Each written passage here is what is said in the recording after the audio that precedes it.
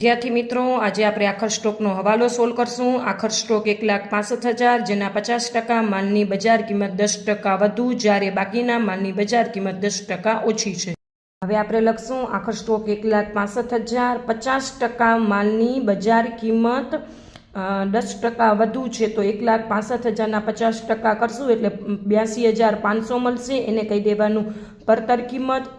10% વધુ છે તો +10%, 82,500 ના 10% કરીશું એટલે આપણને 8,250 મળશે।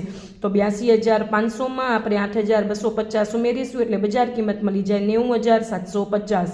હવે 50% માલની કિંમત 10% વધુ છે તો બાકીના માલની તો 100 માંથી 50% જાય એટલે બાકીનો માલ મળે, બચે આપણને 50%। એટલે 1,65,000 ના 50% 82,500 ની બજાર કિંમત 10% ઓછી છે તો 82,500 ના 10% કરીએ એટલે 82,50। 82,500 માંથી 82,50 જાય એટલે 74,250। હવે ખાસ એક રકમ એક લાઈન નોટ ડાઉન કરી નાખજો। આખર સ્ટોક માટે બજાર કિંમત અને પડતર કિંમત બે પૈકી જે ઓછી કિંમત હોય ધ્યાનમાં લેવી।